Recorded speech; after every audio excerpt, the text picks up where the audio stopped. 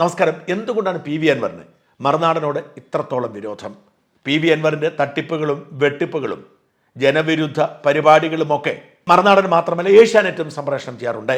എന്നിട്ടും എന്തുകൊണ്ടാണ് ഇത്രയേറെ വിരോധം? വളരെ ലളിതമാണ് അതിൻ്റെ കാരണം. റാഡിക്കൽ ഇസ്ലാമിക ചിന്താഗതിയുള്ള ഒരു വലിയ വിഭാഗം കേരളത്തിലുണ്ട്. സാധാരണ മുസ്ലിം ജനതയുടെ മാനം കെടുത്തുന്നവർ അവരാണ്. അവർ വർഗീയവാദികളാണ്. 90% വരുന്ന സാധാരണ മുസ്ലിമുകൾ അവരുടെ മതാചാരങ്ങളും മതവിശ്വാസങ്ങളും സംരക്ഷിക്കപ്പെടണം എന്നതിനപ്പുറത്തേക്ക് മത താല്പര്യങ്ങൾ ഉള്ളവരല്ല.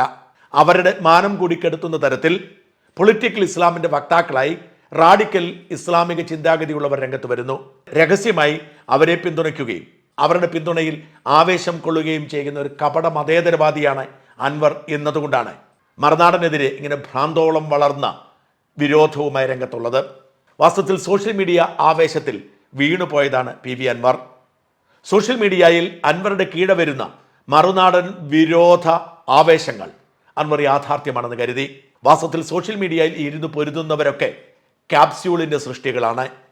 പണ്ട് നമ്മുടെ ശുംഭൻ ജയരാജൻ പറഞ്ഞതുപോലെ എല്ലാവരും ഒരുമിച്ചൊരു ലക്ഷ്യത്തിന് വേണ്ടി ചെയ്യുന്നതിൻ്റെ ഭാഗം. പൊളിറ്റിക്കൽ ഇസ്ലാമിനെതിരെ മറുനാടൻ എടുക്കുന്ന നിലപാട് അവരുടെ രഹസ്യ അജണ്ട പുറത്തു കൊണ്ടുവരും എന്ന് ഭയന്ന് ആ രഹസ്യ അജണ്ട മുസ്ലിം കമ്മ്യൂണിറ്റിയിലെ മോഡറേറ്റ് ചിന്താഗതിക്കാരിൽ ഇവരുടെ നീക്കങ്ങൾക്ക് തിരിച്ചടിയാവും എന്ന് ഭയന്ന് അവർ ഒരുക്കിയ ഒരു സോഷ്യൽ മീഡിയ ക്യാമ്പയിനാണ്. കേരളത്തിലെ സാധാരണ മുസ്ലിമുകൾക്ക്, പ്രത്യേകിച്ച് മലപ്പുറത്തെ സാധാരണ മുസ്ലിമുകൾക്ക് മറുനാടിനോട് ഒരു വിരോധവുമില്ല. പൊളിറ്റിക്കൽ ഇസ്ലാം, സുഡാപ്പി തുടങ്ങിയ വാക്കുകളെക്കുറിച്ച് ചില ആശയക്കുഴപ്പം ഉണ്ടെന്നൊഴിച്ചാൽ മറുനാടൻ ഇസ്ലാം വിരോധിയാണെന്ന് അവർ പോലും വിശ്വസിക്കുന്നില്ല. എന്നാൽ സോഷ്യൽ മീഡിയയിലെ ശബ്ദം അങ്ങനെയല്ല. ആ ആരവം കണ്ട് അൻവർ വീണുപോയതാണ്. അൻവർ ആവേശത്തിൽ മറുനാടനെ പൂട്ടും എന്ന് പ്രഖ്യാപിച്ചുകൊണ്ട് രംഗത്തിറങ്ങി. ഒരു സർക്കാർ വിചാരിച്ചാൽ ഒരാളെ പൂട്ടാൻ, ഒരു എത്ര നീതിമാനാണെങ്കിലും എത്ര കരുത്തനാണെങ്കിലും പൂട്ടാനൊരു പ്രയാസവുമില്ല. പക്ഷേ അൻവറാണ് വാസ്തവത്തിൽ ആ നീക്കം പൊളിച്ചത്. സർക്കാർ വളരെ ബുദ്ധിപരമായി വളരെ കൃത്യമായ ഒരു തീരുമാനമെടുക്കുന്നു. ആ തീരുമാനത്തിന് പുറത്ത് മറുനാടനെ പൂട്ടാൻ അവർ കൃത്യമായൊരു പദ്ധതി രൂപീകരിക്കുന്നു. ആ പദ്ധതി പിണറായിയുടെ നിർദ്ദേശപ്രകാരം പി ശശിയാണ് ആസൂത്രണം ചെയ്യുന്നത്. അത് നടപ്പിലാക്കാൻ ചുമതലപ്പെടുത്തിയത് ADGP അജിത് കുമാറിനെയാണ്. ഇവർ 3 പേരും ഇങ്ങനെ ഒരുപാട് ഓപ്പറേഷൻ ചെയ്തിട്ടുണ്ട്. ഇവർ 3 പേരും കൂടി പദ്ധതിയിട്ടാൽ മറുനാടനെ പൂട്ടാൻ ഒരു പ്രയാസവും ഉണ്ടായിരുന്നില്ല. ഇതിനുവേണ്ടി അവർ ചെയ്തത് PV ശ്രീനിജൻ MLA ഒരു ഉപകരണമാക്കിയായിരുന്നു. ശ്രീനിജൻ ഒരു പരാതി കൊടുക്കുന്നു. ആ പരാതി SC/ST അട്രോസിറ്റി ആക്ട് വന്നതുകൊണ്ട് ഇവരുടെ സംവിധാനം അനുസരിച്ച് ജാമ്യം നിഷേധിക്കപ്പെടാം എന്ന വിശ്വാസത്തിൽ മുമ്പോട്ട് പോകുന്നു. അവിടെയാണ് അൻവർ ആവേശ കമ്മിറ്റിക്കാരനായി രംഗത്ത് വന്നത്. അൻവറെ സംബന്ധിച്ചിടത്തോളം ശശിയും പിണറായിയും ADGPയും ഒരുമിച്ചെടുക്കുന്ന തീരുമാനം മറുനാടൻ്റെ അന്ത്യം ഉറപ്പായിരുന്നു. ആ അന്ത്യത്തിൻ്റെ ക്രെഡിറ്റ് തനിക്ക് വേണം എന്ന് അൻവർ ആഗ്രഹിച്ചു. കാരണം മറുനാടൻ വിരുദ്ധ പ്രൊഫൈലുടെ മുമ്പിൽ ഹീറോയാകാൻ പറ്റിയ അവസരമായി കരുതി. ഉറപ്പായും പൂട്ടുമെന്നതുകൊണ്ട് തന്നെ അതീവ രഹസ്യമായി അവർ ആസൂത്രണം ചെയ്ത ആ പദ്ധതിയുടെ വിശദാംശങ്ങൾ അൻവർ പരസ്യമായി പുറത്തുവിട്ടു.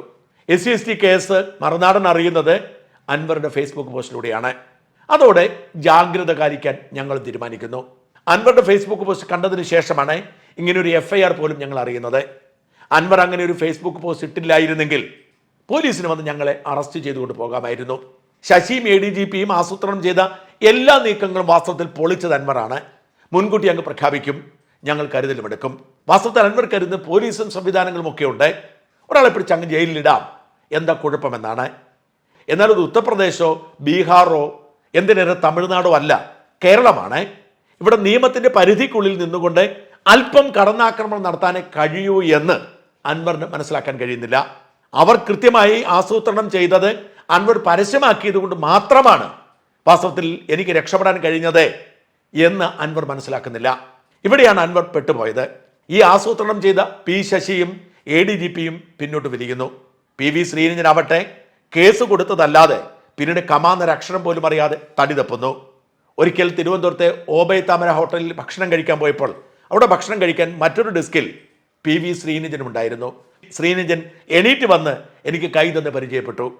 വാസ്തവത്തിൽ സംസാരിച്ചു കഴിഞ്ഞപ്പോൾ എനിക്ക് അദ്ദേഹത്തോട് സ്നേഹവും ബഹുമാനവും തോന്നി. കാരണം ഇത്ര കേസും ബഹളമൊക്കെ ഉണ്ടായിട്ടും എന്നോട് സംസാരിക്കാനുള്ള സൗമനസ്യമെങ്കിലും കാട്ടിയല്ലോ. അങ്ങനെ ശ്രീനിജനും പിന്മാറുന്നു. ശശി രാഷ്ട്രീയ ജ്ഞാനവും അജിത് കുമാറിന് പോലീസ് ജ്ഞാനവും ഉള്ളതുകൊണ്ട് ഇവരുടെ ആദ്യ നീക്കങ്ങളൊക്കെ പൊളിഞ്ഞതോടെ ഇനി അതിന് കടന്ന് എന്ത് ശ്രമവും നടത്തുന്നത് ഗുണകരമാവില്ല എന്ന് തിരിച്ചറിവുണ്ടാവുന്നു. അതുകൊണ്ട് പതിയെ അതങ്ങ് വിട്ടേക്കാം എന്നവർ കരുതുന്നു. പക്ഷേ അതിൻ്റെ നാണക്കേട് അൻവർക്കുണ്ടാവുന്നു. അൻവർക്ക് അത് സഹിക്കാനേ കഴിയില്ല. പല കേസുകളെടുത്തു. എല്ലാ കേസുകളിലും ജാമ്യമെടുത്ത് മറുനാടൻ അല്പം പോലും വിട്ടുവീഴ്ചയില്ലാതെ മുമ്പോട്ട് പോകുന്നു. ഒടുവിൽ സഹികെട്ട് ഈ കേസെടുപ്പിൻ്റെ 1ാം വാർഷികത്തിൽ അൻവർ അജിത് കുമാറിനെ കാണുന്നു. അജിത് കുമാർ പറഞ്ഞു, MLA പറയുന്നത് പോലെ അല്ല, നിയമവിരുദ്ധ കാര്യങ്ങൾ ചെയ്യാൻ ചില പരിമിതികളുണ്ട്. ഇത് അൻവറിന് കലിപ്പുണ്ടാക്കുന്നു. അജിത് കുമാറും മറുനാടനും തമ്മിൽ എന്തെങ്കിലും ധാരണയുണ്ടായി കാണും എന്ന് അൻവർക്ക് തോന്നുന്നു. പി ശശിയും ഇതേ നിലപാടെടുക്കുന്നു. ഇതോടെ ശശിയുമായും അജിത് കുമാറുമായി മറുനാടൻ സെറ്റിൽമെന്റ് നടത്തിയോ എന്ന സംശയം അൻവറിനുണ്ടാകുന്നു. അതിനിടയിലാണ് സുജിത് ദാസ് അൻവറെ സുഖിപ്പിക്കാൻ വേണ്ടി സംഭാഷണം നടത്തുന്നതും അൻവറിനങ്ങ് ഇഷ്ടപ്പെടട്ടെ എന്ന് കരുതി മറുനാടൻ 2 കോടി കൊടുത്തിട്ടാണ് ഇതെല്ലാം അവർ ഒതുക്കിയത് എന്ന വെളിപ്പെടുത്തൽ നടത്തുന്നതും. അൻവർ അത് കഠിനമായി വിശ്വസിച്ച് അജിത് കുമാറിനെതിരെയും ശശിക്കെതിരെയും രംഗത്ത് വരികയായിരുന്നു. ഒരു കാര്യം ശ്രദ്ധിക്കണം, അജിത് കുമാറിനോ ശശിക്കോ പിണറായിക്കോ മറുനാടനോട് ഒരു സ്നേഹവുമില്ല. ജയിലിൽ പോകുന്നെങ്കിൽ പോവട്ടെ എന്നതാണ്. പക്ഷെ നിയമവിരുദ്ധമായി പിടികൂടിയാലും കോടതി ജാമ്യം നൽകും. കോടതിയിൽ വരെ എത്തിക്കാനേ പോലീസിന് കഴിയൂ. ഈ ഒരു അടിസ്ഥാന ബോധം വാസ്തവത്തിൽ അൻവറിനില്ല. അൻവർ ഒരു കടന്നൽ രാജ എന്ന തരത്തിൽ ആരാധകരുടെ ഈ ആർപ്പ് വിളിക്കൊപ്പം ഇങ്ങനെ ജീവിക്കുന്ന ആളാണ്. അൻവർ വിചാരിച്ച പലരെയും ജയിലിൽ അടച്ചിട്ടുണ്ട്. വാസ്തവത്തിൽ ഈ വിരോധം അൻവർ സ്വയം കുഴി തോണ്ടുന്നതിന് കാരണമായി. ആരോപണ വിധേയനായ ADGPക്ക് അൻവർ ചെയ്തു കൊടുത്ത ഏറ്റവും വലിയ ഉപകാരമാണ് മറുനാടൻ 2 കോടി കൊടുത്തു എന്ന ആരോപണം. വളരെ എളുപ്പത്തിൽ തെളിയിക്കാൻ കഴിയുന്ന ഒന്നാണ്. ADGP ഒരു വിശദമായ കത്ത് മുഖ്യമന്ത്രിക്ക് കൊടുത്തിരുന്നു. മറുനാടനെ പൂട്ടിക്കെട്ടാൻ വേണ്ടി എന്തൊക്കെ ചെയ്തു, നിയമവിരുദ്ധമായി നിയമത്തിൻ്റെ അപ്പുറത്തേക്ക് എന്തൊക്കെ ചെയ്തു എന്ന് കൃത്യമായി എഴുതി കൊടുത്തു. സാധാരണഗതിക്ക് നിലനിൽക്കാത്തൊരു കേസാണ്. എന്നിട്ട് കൂടി ഒന്നിനുമേൽ ഒന്നായി പല കേസുകളെടുത്തു. ആ പല കേസുകളിലും പല സംഘങ്ങളെ ഉണ്ടാക്കി. SP-മാരും DIG-യും അടക്കമുള്ള ഒരുപാട് പോലീസ് സംഘത്തെ കൊണ്ടുവന്നു.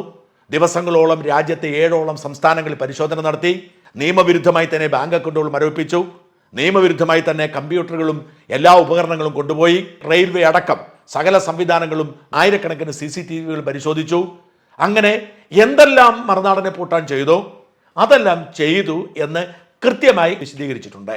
അത് കൃത്യമായി ബോധ്യപ്പെട്ടതുകൊണ്ടാണ് പിണറായി നിരാശയോടെ പറഞ്ഞത് അദ്ദേഹത്തെ അറസ്റ്റ് ചെയ്യാൻ കഴിഞ്ഞില്ല. ഇതിനകത്ത് ശ്രദ്ധിക്കേണ്ട ഒരു കാര്യം, അദ്ദേഹം തന്നെ അൻവർ തന്നെ നേരത്തെ വ്യക്തമാക്കിയിട്ടുണ്ട്. നേരത്തെ അദ്ദേഹത്തിന് ഈ മറുനാടൻ മലയാളിയുമായിട്ട് ബന്ധപ്പെട്ടുള്ള വിഷയത്തിൽ അദ്ദേഹത്തെ അറസ്റ്റ് ചെയ്യാത്തതിൽ ഈ അജിത് കുമാറാണ് അതിൻ്റെ ആള് എന്ന് പറഞ്ഞുകൊണ്ടുള്ള പരാതി ഉണ്ടായിരുന്നു. ആ പരാതി ഒരു ഘട്ടത്തിൽ എന്നോടും പറഞ്ഞിരുന്നു അദ്ദേഹം ഇത് ഇങ്ങനെയാണെന്നത്. പക്ഷേ എൻ്റെ പരിശോധനയിൽ അത് അങ്ങനെ ഒരു വസ്തുത എൻ്റെ ബോധ്യത്തിലില്ല. അന്ന് പോലീസിലും അന്വേഷിച്ച് നോക്കുമ്പോൾ അതിൻ്റെതായ നടപടിക്രമങ്ങൾ അവർ പാലിച്ചിട്ടുണ്ട്. പക്ഷേ അവർക്ക് അറസ്റ്റ് ചെയ്യാൻ പറ്റിയില്ല എന്നുള്ളത് മാത്രമേ മനസ്സിലാക്കിയിട്ടുള്ളൂ. സത്യത്തിൽ ഒരു പോലീസ് ഫോഴ്സും ചെയ്യാൻ പാടില്ലാത്ത കുറ്റകൃത്യമാണ് പോലീസ് ചെയ്തത്. എന്നിട്ടും മറുനാടനെ രക്ഷിക്കാൻ ശ്രമിച്ചെന്ന ആരോപണം ഒരിക്കലും ADGPക്ക് സഹിക്കാൻ കഴിയുന്നില്ല. ഇക്കാര്യം പിണറായിക്ക് ബോധ്യമാവുകയും ചെയ്തു. പക്ഷെ അൻവറിന് മാത്രം ബോധ്യമായി. അൻവർ പഠിച്ചു വന്നതും ശീലിച്ചു വന്നതും രാഷ്ട്രീയ സ്വാധീനവും പണവും ഉണ്ടെങ്കിൽ ആരെയും കുഴപ്പക്കാരനായി ജയിലിൽ അടയ്ക്കാം. പ്രത്യേകിച്ച് മറുനാടൻ ഒരു മുസ്ലിം വിരുദ്ധനാണ് എന്നൊരു എക്കോസിസ്റ്റം സൃഷ്ടിച്ചെടുത്തത് കൊണ്ട് ആരും ഒന്നും പറയില്ല. റിപ്പോർട്ടർ ചാനൽ, 24, മീഡിയ 1 ഈ 3 ചാനലുകളും കട്ടയ്ക്ക് മറുനാടനെതിരെ നിൽക്കും. മറുനാടനെ ജയിലിൽ അടയ്ക്കണമെന്ന് പറയും. മുസ്ലിം ലീഗ് പോലും മറുനാടനെതിരെ നിൽക്കും. അതായത് പ്രതിപക്ഷത്തിന്റെ ഭാഗമാണ്. അതുകൊണ്ട് പ്രതിപക്ഷ പാർട്ടികൾക്ക് മറുനാടനെ പിടിച്ചിട്ടാൽ ഒന്നും മിണ്ടാൻ പറ്റില്ല. VD സതീശന് പോലും ഇടയ്ക്ക് തള്ളി പറഞ്ഞു. എന്തിനേറെ മറുനാടനെ ഏറെ പിന്തുണയ്ക്കാറുള്ള ആം ആദ്മി പാർട്ടി പോലും മറുനാടൻ അനുകൂലമായ ഒരു വാക്ക് ഉദ്ധരിച്ചില്ല. കാരണം ഇവിടെ ഒരു എക്കോസിസ്റ്റം സൃഷ്ടിച്ചെടുക്കുന്ന മറുനാടൻ മുസ്ലിം വിരുദ്ധനാണ്. അതുകൊണ്ട് എല്ലാവർക്കും ഭയമാണ്. ആ ഒരു അന്തരീക്ഷം ഒരുക്കി കൊടുത്തു. ഈ ചാനലുകളൊപ്പം നിന്നു. മനോരമയും മാതൃഭൂമിയും ഇതിൽ ഇടപെടില്ല. ഏഷ്യാനെറ്റിന്റെയും ജനം TVയുടെയും പിന്തുണ ഉണ്ടാവാം. പക്ഷെ ഇതൊന്നും ഗൗരവമുള്ള കാര്യമല്ല, മോശക്കാരനാക്കാമെന്ന സാഹചര്യം ഉണ്ടായിട്ടും എന്തുകൊണ്ട് പിടിച്ചില്ല എന്നുള്ളത്. പിടിക്കാതിരുന്നത് നിയമവിരുദ്ധമായ പ്രവർത്തികളുടെ ആവർത്തനമായതുകൊണ്ടാണ്. ആദ്യം തന്നെ പിടിച്ചകത്തിട്ടായിരുന്നെങ്കിൽ നടന്നേനെ. അത് പൊളിച്ചത് അൻവറാണ്. പിന്നീട് നിയമമാണ് കോടതി നോക്കുന്നത്. കോടതി പത്രം വായിച്ചിട്ടോ TV കണ്ടിട്ടോ അല്ല തീരുമാനമെടുക്കുന്നത്, നിയമമാണ് നോക്കുന്നത്. ആ നിയമത്തിന്റെ പരിരക്ഷ, ഭരണഘടനയുടെ പരിരക്ഷ. ഇപ്പം വർഗീയവാദിയാണ് എന്ന് പറയുന്നു. പക്ഷെ വർഗീയവാദിയാണ് തെളിയിക്കണ്ടേ. അല്ലാതെ വെറുതെ ആരെങ്കിലും പറഞ്ഞിട്ട് കാര്യമുണ്ടോ? ഒരാൾക്കൂട്ടത്തെ സംബന്ധിച്ചിടത്തോളം വർഗീയവാദിയാണ് എന്ന് പറഞ്ഞാൽ മതി. പീലാത്തോസിനെ യേശുക്രിസ്തുവിനെ ശിക്ഷിക്കാൻ യാതൊരു താല്പര്യവും ഉണ്ടായിരുന്നില്ല. പക്ഷെ അന്ന് വരെ യേശുക്രിസ്തുവിനെ പൊക്കിക്കൊണ്ട് നടന്നിരുന്ന രാജാവെ കരുതുന്ന ജനക്കൂട്ടം ഒരു വലിയ പ്രചരണത്തിൽ വീണിട്ട് അവനെ കുരിശിലേറ്റുക എന്ന് വിളിച്ചു പറഞ്ഞപ്പോൾ പീലാത്തോസ് വഴങ്ങിയില്ലേ? ഈ ജനക്കൂട്ടത്തിന്റെ മനസ്സിനെ നിയന്ത്രിക്കാൻ കഴിയുന്ന തരത്തിൽ സോഷ്യൽ മീഡിയ വളർന്നിരിക്കുന്നു. അതുകൊണ്ട് പറയുന്ന ആരോപണമാണിത്. പക്ഷെ കോടതിയുടെ മുമ്പിൽ ചെല്ലുമ്പോൾ ഈ ക്രൗഡിന്റെ ബഹളത്തിന് കാര്യമില്ല. ഈ നിയമത്തിൻ്റെ പരിരക്ഷയും ഭരണഘടനയുടെ പ്രസക്തിയും അൻവറിന് അറിയില്ല. അൻവർ കരുതുന്നത് ഒരു ടിപ്പിക്കൽ കമ്മ്യൂണിസ്റ്റ് കാലമാണ്. പാർട്ടി തീരുമാനിക്കുന്നു, പാർട്ടി കോടതി, പാർട്ടി ജഡ്ജ്, പാർട്ടി വാദി, എല്ലാം പാർട്ടി. പക്ഷെ മുഖ്യമന്ത്രിയുടെ ഓഫീസിനോ അല്ലെങ്കിൽ ADGPക്കോ ഒരു പരിധിക്കപ്പുറത്തേക്ക് നിയമത്തെ ദുരുപയോഗിക്കാൻ കഴിയില്ല. ഇത് അൻവറിന് മനസ്സിലാവുന്നില്ല. ഇതാണ് യഥാർത്ഥ പ്രശ്നം. വാസ്തവത്തിൽ ഈ മറുനാടൻ വിരോധം കൊണ്ട് തലയ്ക്ക് പിടിച്ചിട്ട് രാത്രിയും പകലുമൊക്കെ മറുനാടൻ മറുനാടൻ മറുനാടൻ എന്ന് പറഞ്ഞുകൊണ്ടിരിക്കുക. കഴിഞ്ഞ കുറേ ദിവസങ്ങളായി ഏത് ചാനലിന് അഭിമുഖം കൊടുത്താലും ഏത് പത്രസമ്മേളനം നടത്തിയാലും ആരും ടെലിഫോണിൽ വിളിച്ചാൽ മറുനാടൻ മറുനാടൻ മറുനാടൻ മറുനാടൻ എന്നാണ് പറയുന്നത്. ഞാൻ ഇന്നലെ വൈകുന്നേരവും റിപ്പോർട്ടറിൽ അരുൺകുമാറുമായി അൻവർ നടത്തുന്ന ടെലിഫോൺ സംഭാഷണം ഞാൻ ഇന്നലെ കേട്ട്. അവിടെയും മറുനാടൻ വിരോധം കൊണ്ട് തലയിൽ പിടിച്ചിട്ട് എങ്ങനെയെങ്കിലും മറുനാടനെ പൂട്ടണമെന്ന് ആഗ്രഹിച്ച് അതിനുവേണ്ടി അങ്ങേയറ്റം വരെ പോവാൻ പരിശ്രമിച്ച് പരാജയപ്പെട്ട നിരാശ. അൻവർ മനസ്സിലാക്കേണ്ടത് എൻ്റെ സ്വാധീനം കൊണ്ടോ എൻ്റെ ശക്തി കൊണ്ടോ എൻ്റെ തന്ത്രം കൊണ്ടോ ഒന്നുമല്ല. ദൈവത്തിൻ്റെ ഇടപെടൽ പ്രധാനപ്പെട്ടത്. ഭരണഘടന നിലനിൽക്കുന്ന നിയമവാഴ്ചയുള്ള ഒരു രാജ്യത്ത് ഞാൻ ജീവിക്കുന്നു എന്നത് രണ്ടാമത്തേത്. അൻവർ വിചാരിക്കുന്ന ഒരു കിനാലൂർ, ഒരു സ്വപ്നഭൂമി, ഒരു കമ്മ്യൂണിസ്റ്റ് കേരളമല്ല ഇത് എന്ന് അൻവർ തിരിച്ചറിയുക. അതുകൊണ്ട് ഇപ്പോൾ അൻവറിന് സംഭവിച്ചുകൊണ്ടിരിക്കുന്നത് ഈ മറുനാടൻ വിരോധം തലയിൽ പിടിച്ചിട്ട് ഭ്രാന്തായി മാറുന്നു. അതുകൊണ്ട് എന്ത് സംഭവിക്കുന്നു? സ്വയം കുഴികുഴിക്കുന്നു. അൻവരുടെ രാഷ്ട്രീയ ഭാവിക്ക് തടസ്സമുണ്ടാകുന്നു. ആരവം മുഴക്കാൻ ഒരുപാട് പേർ കാണും. പക്ഷെ പാർട്ടിക്ക് പോലും കൈവിടേണ്ടി വന്നു. ഓർക്കണം, മറുനാടനെ പൂട്ടുന്നതിന് വേണ്ടി ഒരുമിച്ച് ഗൂഢാലോചന നടത്തി, നീക്കങ്ങൾ നടത്തി, മീശ പിരിച്ചിരുന്നവരാണ് നിങ്ങളൊക്കെ. നിങ്ങൾ തമ്മിൽ തല്ലുന്നു. ഈ മറുനാടൻ വിരോധം തലയിൽ പിടിച്ചിട്ട് ഏത് വിരോധം ആരുടെ തലയിൽ കയറിയാലും നാശമാകും എന്നതിന് തെളിവ് കൂടിയാണിത്. ഒരു സാധാരണക്കാരനായ എന്നോടുള്ള വിരോധം അത് അതിര് കടന്നപ്പോൾ അൻവർ രാഷ്ട്രീയം ഒറ്റപ്പെടുന്നു, സർക്കാർ കുലുങ്ങുന്നു. എന്തൊരവസ്ഥയാണ്! അൻവർ മനസ്സിലാക്കാൻ വേണ്ടി ചെറിയൊരു പോസ്റ്റ് ഞാൻ വായിച്ച് കേൾപ്പിക്കാം. മനോരമയുടെ സ്പെഷ്യൽ കറസ്പോണ്ടന്റ് ആണ്. ഇപ്പോൾ നോർത്ത് ഈസ്റ്റിൽ അദ്ദേഹമുണ്ട്. ജാവേദ് പർവേഷ് എഴുതിയൊരു കുറിപ്പ്. അതാണ് യഥാർത്ഥത്തിൽ ഇതിനൊരു വാസ്തവം. ജാവേദ് പർവേഷിന്റെ കുറിപ്പ് ഇങ്ങനെയാണ്: അൻവറിനെ ആരോ പിരികയറ്റുന്നുണ്ട് എന്നത് തീർച്ചയാണ്. ഷാജൻ സ്കറിയയെ 6ാം നിലയിൽ നിന്ന് ഇറക്കുമെന്ന വെല്ലുവിളി നടത്തിയതിനാൽ അതിന് പിണറായി വിജയനും പോലീസും കണ്ണും പൂട്ടി പിന്തുണ നൽകുമെന്നായിരുന്നു അൻവറിന്റെ വിശ്വാസം.